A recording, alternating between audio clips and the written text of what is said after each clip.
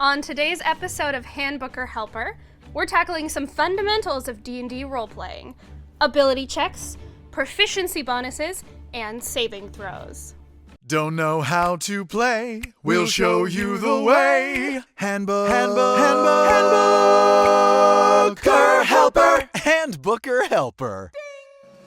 My name is Rachel Seeley, and you've probably seen me around the internet or on a D&D show called Girls Guts Glory. Now, imagine you're playing Dungeons & Dragons, role-playing up a storm, and you've just attempted something a little bit risky. Well, your DM may tell you to make an ability check to see if you successfully complete that challenge. Now, when making ability checks, the DM will choose which ability score or skill the challenge best touches on, along with how difficult this challenge actually is. The difficulty is known as the difficulty class, or DC. DCs can range from incredibly easy to practically impossible, depending on what you're trying to do.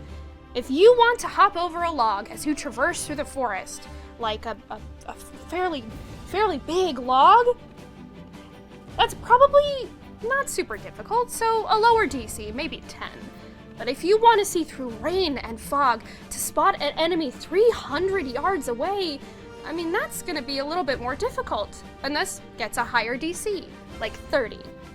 Now, in order to make an ability check, simply roll a d20 and add the requested ability modifier.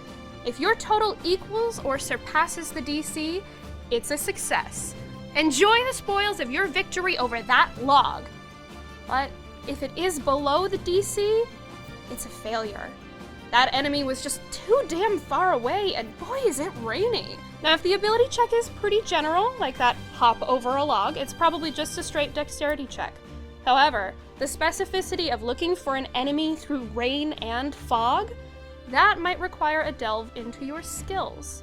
Use these skills like acrobatics or perception, investigation or performance, and more to hone your abilities. If you are proficient in a certain skill, that means you get to add your proficiency bonus to that ability check for a better chance of success.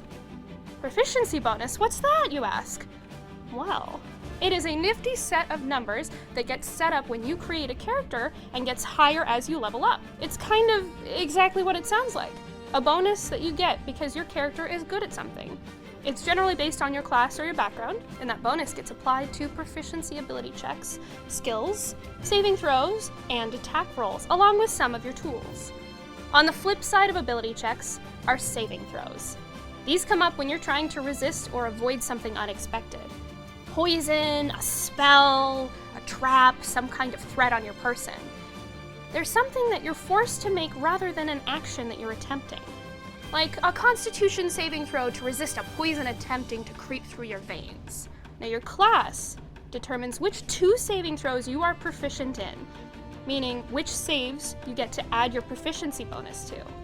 For example, fighters get to add their proficiency bonus to strength and constitution saving throws, as they tend to be rather strong and hardy buggers.